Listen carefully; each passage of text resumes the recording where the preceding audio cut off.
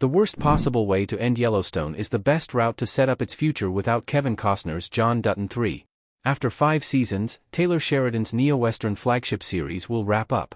Despite an extended hiatus due to the ongoing drama between the franchise creator and Costner, Yellowstone Season 5, Part 2 is already confirmed for a November 2024 rollout, with the remaining cast and crew working on it in the last few months. However, wrapping the main show isn't the end of the modern set branch of its storytelling. Sheridan already has a couple of spin-offs on the way. Sheridan has long started building the Yellowstone universe with a string of prequels tracing the Duttons' ranch history. This time, however, he is working to expand the franchise with a few contemporary series. Recently, the Michelle Pfeiffer-led offshoot called The Madison got some substantial updates. There's also the previously in development 6666 series. Finally, there's a direct sequel that's supposed to feature Case, Rip, and Beth. Among the group, this is the most dependent on how Yellowstone ends, simply because it will feature characters who are not just in play for so long but also have strong ties to Costner's patriarch. Yellowstone ending on a cliffhanger is a cop-out, but helps launch the sequel.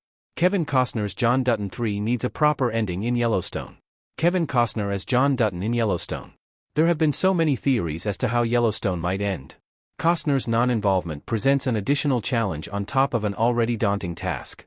Sheridan also has to explain what happened to the Dutton patriarch, and considering how beloved the ranch is to him, he needs a solid explanation for his sudden absence.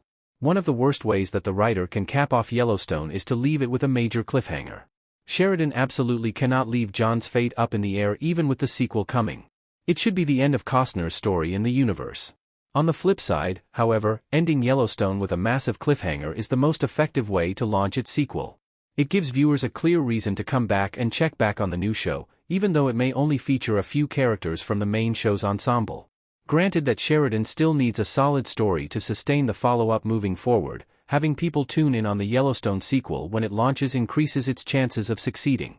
That's especially the case if Sheridan saves the resolution to John's fate in it. How Yellowstone can end satisfyingly without killing its sequel chances. The Yellowstone finale needs to set up Beth, Rip, and Case's future. As his brainchild, no one knows the Yellowstone franchise better than Sheridan. Because of that, there's confidence that he will be able to figure out how to approach this storytelling dilemma. The key here is to give John's story a definitive ending while also leaving questions about the future of his family and the ranch in limbo. Perhaps Yellowstone Season 5, Part 2 can reveal what happened to the Dutton patriarch but save the fallout of his fate in the sequel.